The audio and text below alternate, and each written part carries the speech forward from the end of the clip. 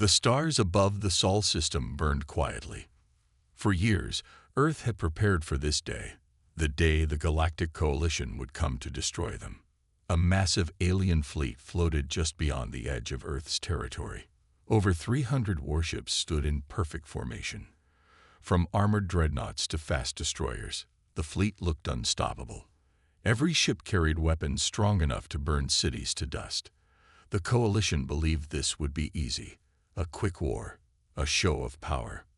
In the command center of the lead flagship Vacheron, Admiral Threx of the Dryan Empire stood tall, arms crossed, eyes cold.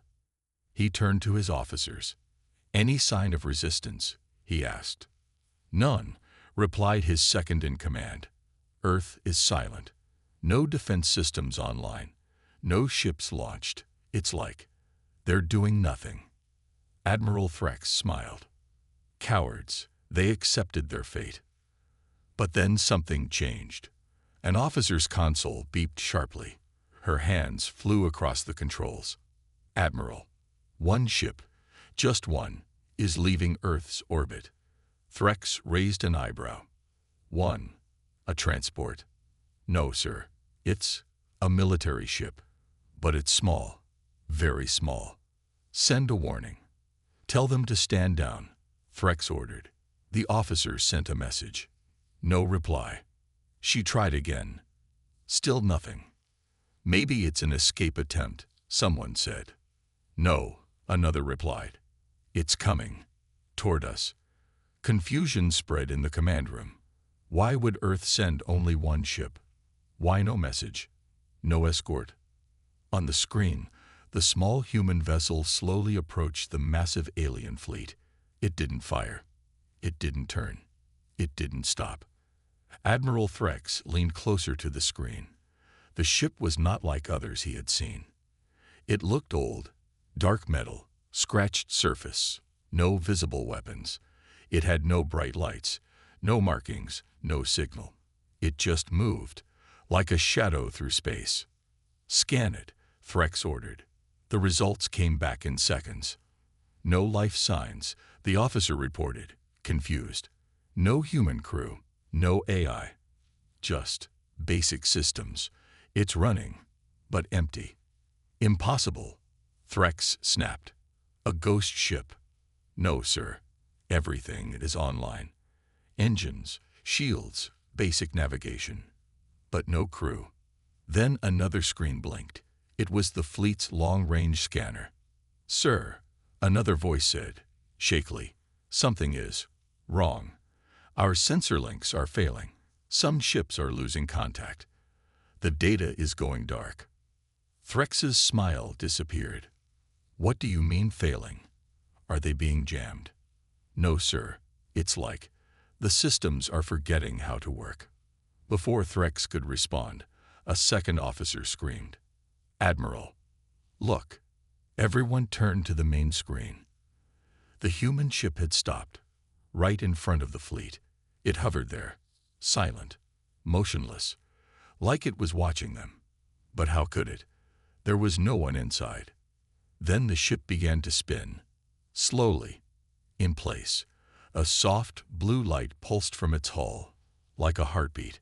One pulse, then another, then another. The lights inside Vacheron flickered.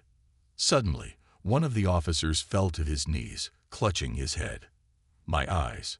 Something's inside." Blood began to leak from his nose, then his ears, then his eyes. He screamed once, then went silent. The others stared in shock. "Medical," someone yelled. The Admiral's hand shook. He looked at the ship again. No weapons fired, no signal sent, yet one of his men was dead, just from being near it. Another officer gasped. "I'm hearing something." "What?" Threx barked. I don't know." A voice. Inside my head. A whisper. The Admiral's face turned pale. And then, for the first time, the human ship spoke. Not through sound, but through every screen, every speaker, and even inside every mind aboard the fleet. "You should not have come. The voice was not angry. It was not loud. It was cold, empty, final. The Admiral backed away from the screen. "What is that ship?" he whispered. No one had an answer. And as the small human ship hovered in silence, facing the largest alien armada ever assembled, one question echoed through every ship in the fleet. Why did Earth send only one? The alien fleet floated in silence. Over 300 ships, once proud and confident, now watched a single human vessel with growing fear. It just stood there, cold, empty, and quiet. Admiral Threx gripped the edge of the command table aboard the Vacheron, his claws digging into the metal. The calm in his voice was gone. "Run another scan. I want answers." His officer nodded quickly, running deep scans on the human ship. No energy weapons active, no signs of missiles, no shields raised. And the officer paused. Threx turned sharply. "And what?" The officer swallowed hard. Still no life signs. No crew. No artificial intelligence. Nothing controls it. The room went cold. "How is that possible?" Another captain asked through the fleet-wide channel. "A ship can't fly itself like this." It's not just flying," another voice replied. "It knew where to stop. It's watching us. It's judging us." Threx snarled. "Stop this nonsense." But deep down, he was starting to wonder the same thing. Suddenly, the fleet's top science vessel, Zenith 4, requested permission to send a boarding team. "Maybe we can get inside. Learn what it is," said their commander. Threx nodded.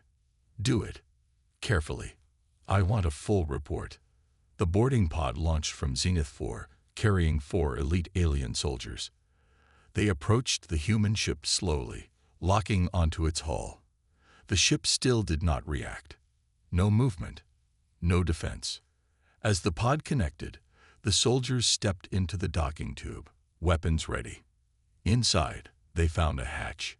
It opened automatically, without sound. The team entered the human ship, and then silence. "Team, report," the science commander called. No answer. "Team, do you read me?" Nothing. Static filled the audio line. Then the feed cut completely. Gone. Every screen that showed the team went dark. Panic rippled through the fleet. "They're gone. All 4, someone whispered. "Evaporated." Another guessed. "No, taken." Onboard Vacheron, Threx ordered all fleet ships to pull back. But before they could, every screen on every ship turned black. Then, one by one, the screens lit up again, showing the same thing. A video. It was a shaky recording, clearly human-made. Children were laughing in a sunny park. Families were eating together. Life was peaceful. Then came the shadows. Alien warships appeared in the sky. People screamed. Fire rained down. The screen showed everything, a human colony being wiped out. Women, children, elderly, all slaughtered. There were no weapons on the ground, no soldiers. It wasn't a battlefield. It was a massacre. The video ended with a child looking directly into the camera. She didn't cry. She didn't scream. She just whispered, "Why?" And then the video cut. A cold silence followed. No one spoke. Even Admiral Threx stared at the screen, unable to speak. What did we do?" Someone asked quietly. "This wasn't supposed to happen," another said. "We didn't know." But they had. They all had. The truth was, the colony was marked as resistance suspected, but there had been no proof, and no survivors to speak. The fleet had moved on. No one questioned it. Until now. The human ship spoke again, this time in a soft voice that echoed inside every mind. They were not soldiers. They were our heart. The lights flickered again.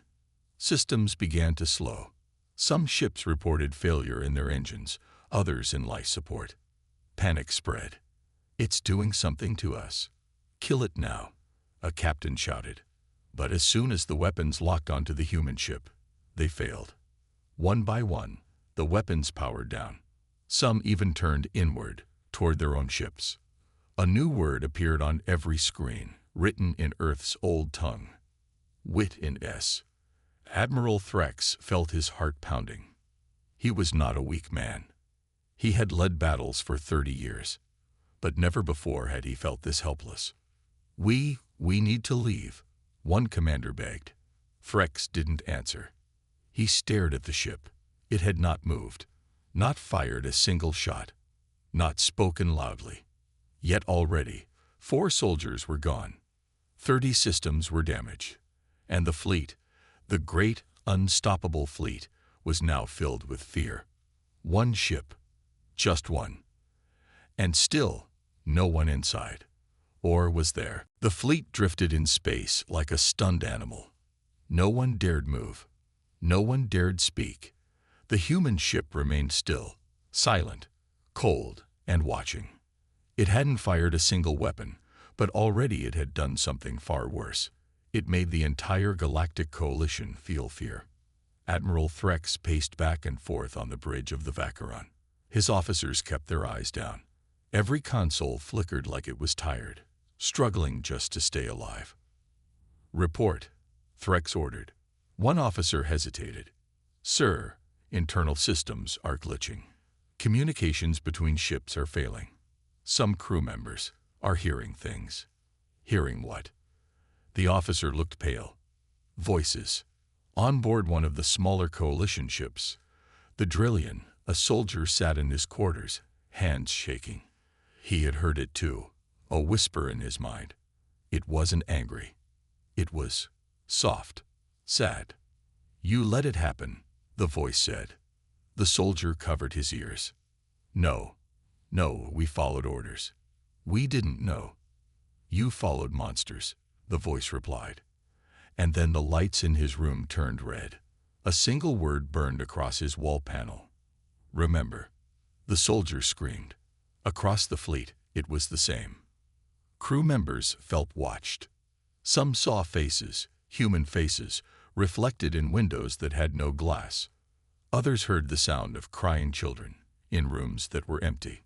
A captain aboard Sector Spear reported her crew locking themselves in storage rooms, refusing to come out.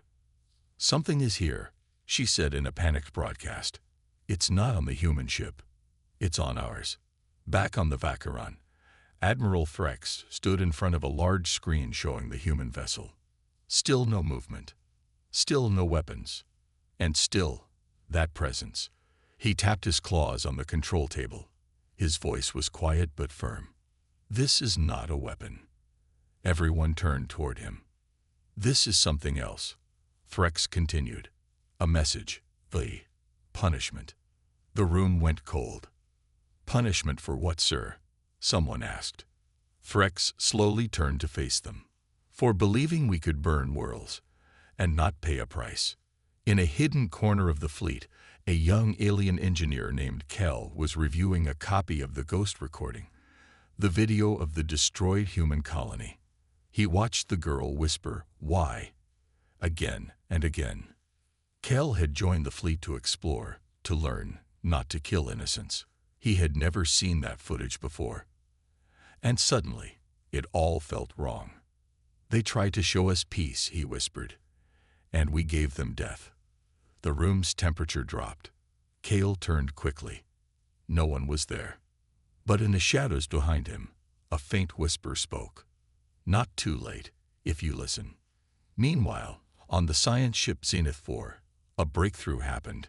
A technician named Sorik finally got a weak scan of the human vessel's core. He stared at the result in disbelief. "There's something inside," he whispered. "What?" "I thought there was no life," his teammate asked. Sorik shook his head. "There's no living crew, no AI, no robot. But the ship is running on a type of consciousness. It's not alive, but it's not dead either." "Then what is it?" Sorik looked terrified. "I think it's running on grief." The Vacheron received the report. Threx read it 3 times. He had studied war his whole life. He understood weapons, tactics, fear. But this was something older, something human. Grief turned into technology, he muttered. No, sir, the message added. Not just technology. It's grief that remembers. Grief that refuses to fade. Grief that became a guardian. Threx stared out the window again at the lone ship. You're not just a ship, are you? He whispered. You're a tomb, a warning, and maybe a soul. And just then, something changed. The ship moved. Not much, just a small shift. But enough. The entire fleet watched as the human vessel slowly turned to face them. One by one, power across the alien ships began to fail. Not suddenly, but gently. Lights dimmed. Engines slowed. Weapons powered down. The fleet, once strong and shining, was falling asleep. And in every ship, every mind, the whisper returned. Leave now, or we will remember you. The silence in space was heavy now. The fleet, once proud and powerful, drifted like a broken toy. Engines flickered, lights dimmed, weapons offline, and the human ship, still quiet, had finally moved. Just a small shift, just enough to let them all know. It was watching. Admiral Threx stood at the center of the bridge, unable to look away. On the large front screen, the human vessel floated like a ghost. It didn't attack. It didn't speak again. It just turned toward them, as if waiting. But waiting for what? That question burned in Threx's mind like fire. Across the fleet, fear was no longer just emotion. It was reality.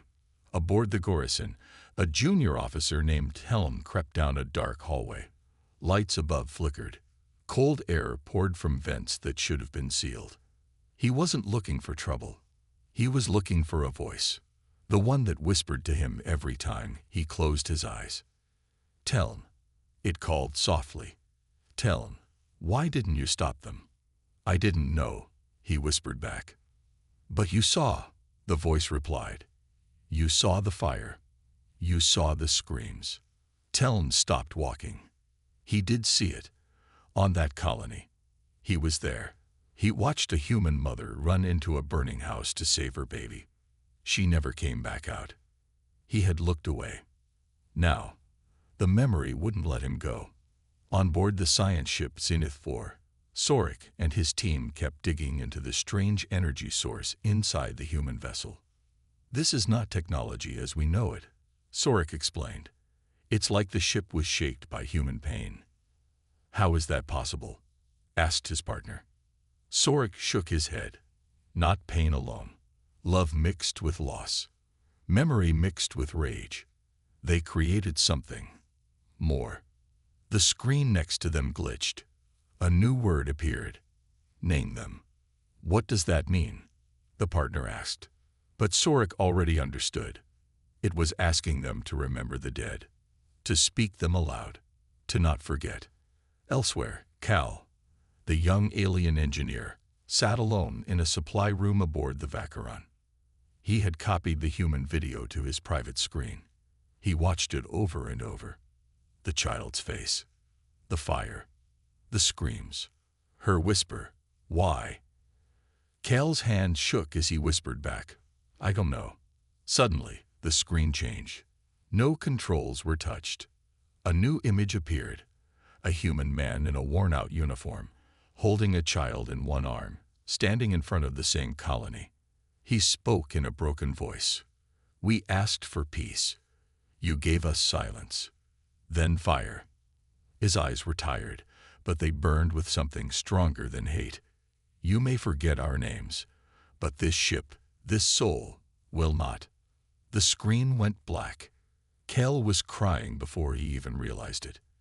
Then came the sound, across every ship in the fleet, at the same time. A heartbeat. One loud, steady thump. Then another. Thump. Thump. Over and over, like it came from the center of space itself. Officers froze. Technicians looked at their equipment. It's not ours, they said. It's coming from the human ship. Thump. Thump. A voice followed, deep, cold, calm. You felt no heartbeat when you burned our homes. Now you will carry ours. Then, a wave of data hit every ship. Thousands of names, photos, memories, voices of human families, children, elders, people who had once lived peacefully. Now gone, but their echoes filled the fleet. One captain dropped to her knees. Another officer locked herself in her quarters and wouldn't come out. The soldiers weren't afraid of war anymore. They were afraid of the truth. Back on the Vacheron, Admiral Threx faced the hard reality. He turned to his second-in-command. How many are seeing things? Over 200, sir, and more each hour. Any attacks? Any deaths? The officer shook his head. No violence, just memories, feelings, guilt. Threx closed his eyes.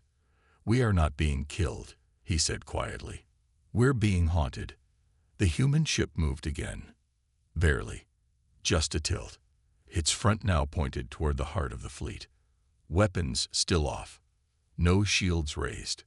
But every alien on every ship felt the message. Decide. Threx opened a private channel to all captains. We need to leave, he said simply. One by one, the others responded. Yes, Admiral. They had all seen enough. They had all felt too much. Whatever the humans had sent, it wasn't just a ship. It was a memory made of metal. A ghost made of grief. And it was not done yet. The fleet had made its decision. Retreat. But the human ship did not let them go. As the first alien vessels turned to jump away, their engines failed again. One after another, drives shut down, light flickered out, and guidance systems froze. Admiral Threx watched in disbelief. We're trapped, he said. The human ship had not moved. Its weapons still slept, but it didn't need lasers. It held them in place with something stronger than fire. Memory. On board the Vacheron, engineers worked desperately to reboot the systems. They tried different frequencies, different signal patterns. Nothing worked. Then, the ship's screens turned white. One message appeared on every monitor. You left us to burn. Now you will learn. And then, it began. Without warning, the space outside changed. Not physically, but visually.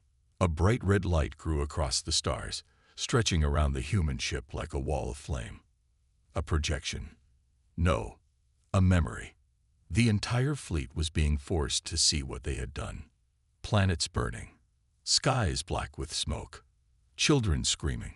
A mother running with a baby in her arms, only to fall in a cloud of ash. Entire human settlements turning into dust. This was not a battle. This was an execution. Alien soldiers watched in horror. These were not lies. These were recordings. Real. Brutal. And shown in full. Kale, the young engineer, fell to his knees. He covered his face, shaking. This isn't war, he said. We slaughtered them. One officer screamed and tried to shoot the screen in front of him. The bullet passed through the air, and still the images played. A voice echoed through every hallway, every bridge, every chamber. You forgot, but we never did. You called us weak, but love made us strong. You thought we would fade. Instead, we became this. Admiral Threx stood still. For the first time in his life, he had no orders to give. He could only watch and listen. The human ship released a pulse. Not destructive, not deadly, but powerful. It passed through every alien ship, every wall, every hull, every mind. In its wake, something changed. Officers cried out. Many fell to their knees. Some screamed names, human names they had never known before. Others simply wept. Because now, they remembered everything. Telm, the junior officer who had once watched a colony burn, now saw it again through the eyes of a child he had passed by. He saw her pain, felt her fear. He had been part of the invasion, but now he was inside the memory of the invaded. The human ship was not just showing the past, it was making them feel it. On the science vessel Zenith 4, Sorik's data stream finally stabilized. He looked at the readings. "This ship is not powered by tech," he whispered. His assistant stared. "Then what?" "Emotion. Trauma. It's a living record." "You mean?" Sorik nodded. "Yes, the human ship is alive. Not in flesh, but in spirit." Suddenly, a large image appeared in space above the human vessel. A face. Not angry, not cruel, but full of loss. The same man from the earlier message, his eyes dark, his voice deep. "Do you feel it now?" he asked. "You came with fleets, you came with power, but not one of you came to say sorry." The face disappeared. A new message replaced it. "You have one chance to carry what we gave you. One chance to change." The alien fleet finally understood. This ship was not a weapon. It was a lesson. But like all lessons, it had a test. Admiral Threx stood up straight. "Send the signal," he said. "What signal, sir?" He looked out the window. "The only one that matters." A few minutes later, a new signal was broadcast from the Vacheron, not in alien code, but in human language. Text only. Simple. "We saw the fire. We hear the names. And now, we remember." The human ship did not move. But slowly, gently, power returned to the alien drives. Engines rebooted. Lights steadied. Screens cleared. The ships could move again. The fleet was free. But none of them left. They didn't want to. Not yet. Then came one final whisper. "Those who carry memory may walk forward." And in the silence that followed, something new bloomed in space. A glowing human symbol, two hands held open, with a single flame between them. A sign of warning, a sign of hope. And as it hovered beside the quiet human ship, the alien fleet knew they had been marked by memory. And whatever came next, they would never forget again. The fleet returned, not with victory, not with prisoners, but with silence. Each ship that entered orbit brought back something unseen, but deeply felt. Memory. Admiral Threx stood before the High Council of Therian Prime, their long robes and sharp eyes stared down at him. "Well," one elder snapped, "did the humans surrender?" "No," Threx said softly. "Did you destroy the ship?" He paused. "No, it let us go." Gasps spread across the chamber. "You're saying they spared you?" another asked. Threx nodded. "Yes, after showing us the truth." On the outer worlds, news spread like fire. Whispers of a human ship, a silent vessel, a weapon made of sorrow. The story sounded impossible, but the recordings told the truth. Each officer who returned carried visions, not just files, but feelings. And those feelings began to spread. In the mining colonies of Lorta 7, soldiers once proud of crushing Earth colonies now shook in their bunks. In the academies of the Zetheri Empire, young cadets were shown the footage. And for the first time, some refused to enlist.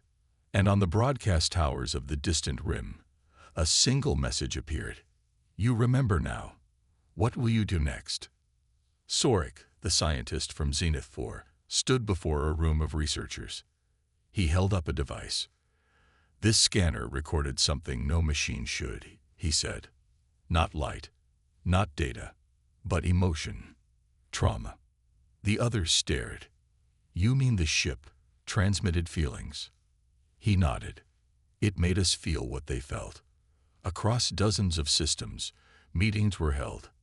Some wanted revenge. They said the humans had used mind attacks, psychological weapons. "We must strike now," yelled a general on Morvok Prime, "before they strike again." But others knew better. One diplomat stood slowly during the argument. "We struck first," she said. "We didn't listen. We never cared." And that simple truth silenced the room. Kale, The young officer who had fallen to his knees during the vision returned to his home station. His family welcomed him, but he didn't smile. At dinner, his younger sister asked, "Did you win?" He shook his head. "No, and we didn't lose either." Then what happened? He took a breath. We saw ourselves through their eyes. That night, Kel couldn't sleep. He walked alone to the station's observation deck and stared out into space. Somewhere out there, that human ship still waited. He felt it, watching, listening, not to punish, but to remind. On a distant council world, something unusual happened. 3 alien ambassadors from rival species held a silent meeting. No guards, no translators, no war threats. Only 3 beings who had seen the truth. "We must act," said the first. "Act how?" asked the second. "Speak, teach, change," said the third. They all nodded. It had begun. A movement started. Small at first. People across alien worlds began to wear a simple badge, a glowing symbol of 2 hands with a small flame between them. The same one seen near the human ship. They called themselves the carriers. Not soldiers, not rebels, but rememberers. They taught others what they had seen. They shared the pain, the memories, the names of those lost. Some worlds banned them, called them dangerous, said they spread fear and human lies. But the carriers didn't stop. They had no weapons, only the truth. And truth, they believed, was stronger than fear. Admiral Threx was called again to the council. This time, the questions were sharper. "Do you support these carriers?" they asked. He didn't hesitate. "I do. You understand that is treason." "I understand," he said quietly. "And I accept it." He removed his rank badge and placed it on the table. And then he said one last thing. "You may strip my title, but you can't strip the memory." In a hidden room, far from any planet, a human figure stood alone before a large screen. The human ship floated behind him, quiet and still. A message played from the alien networks, footage of a carrier meeting, voices rising in unity. The human smiled. He spoke softly, almost like a whisper. "They remember." He placed his hand on the ship's surface. "Phase 2 begins soon." The camera turned back to space. The stars blinked. The ship waited. It had no crew. It had no guns. And yet, entire empires feared it. Not because of what it could destroy, but because of what it made them remember. The galaxy was not quiet anymore. Not with weapons. Not with war. But with questions. And it all began with a single ship. The carriers had grown. Once a few brave voices, now thousands. On trade worlds, in old battle stations, even in the halls of military academies, they spoke. Not of victory, not of revenge, but of truth, and the memory of what was done to Earth. Kale stood in front of a crowd on the planet Rysate. His voice was calm. "I once flew to kill humans," he said. "I thought they were weak. I thought they were animals." He paused. "But they showed me something stronger than any weapon." "What?" someone asked. He looked up, eyes shining. "Pain, and the strength to carry it." Across the stars, something strange began to happen. Fleets that once guarded against Earth started turning off their weapons. New leaders replaced the old. Those who denied the past were removed. Treaties were written, not to gain power, but to protect remembrance. The human ship, still silent, still unmoving, orbiting a forgotten moon. But everyone watched it, because they knew it wasn't gone, just waiting. In the Galactic Senate, a motion was passed, an official apology. The vote was close. Some still hated humanity, feared them, but the final vote passed. The chamber went quiet as the message was broadcast across all systems. To the people of Earth, we failed you. We erased your pain, your history, your families. We called it progress. We now know better. We see you. We remember. Back on Earth, what remained of humanity watched in silence. Cities still in ruins. Skies still scared. But as the message ended, something rare happened. A child smiled, and an old woman whispered, "They finally see us." A ship took flight from Earth. Small, unarmed, carrying no soldiers, only names. Names of the dead, engraved on steel walls. The ship headed toward the human vessel. It docked beside it, gently, like a tear landing on skin. And for the first time, the human ship moved. It wasn't fast. It didn't speak. But lights came on across its dark hull, glowing like stars. Each one a life remembered. Each one a story no longer forgotten. Admiral Threx, now a retired man, stood on his balcony. He watched the human ship pass overhead. A small girl beside him asked, "Is it dangerous?" He smiled softly. "No, little one." "What is it then?" He looked up, eyes wet. "It's a teacher." The last transmission from the human ship was simple. A voice, calm and kind. Not demanding. Not angry. Just human. "You remember. That is enough. Now protect what you remember." And with that, the ship turned toward deep space. It left quietly, just like it came. Some say it vanished. Others say it still watches from the edge of known space, waiting. Not for revenge, but to remind the stars. Memory is the sharpest blade. Years later, the galaxy had changed. Wars ended. Schools taught Earth's history, and every planet, no matter how far, held a day of silence each cycle. A day to remember, to pause, to feel. In a small museum on a floating station, there is a room. Inside, a replica of the ship stands. Children walk through it in silence. They touch the walls. They read the names, and one message glows at the center: never again forgotten. The galaxy was never the same.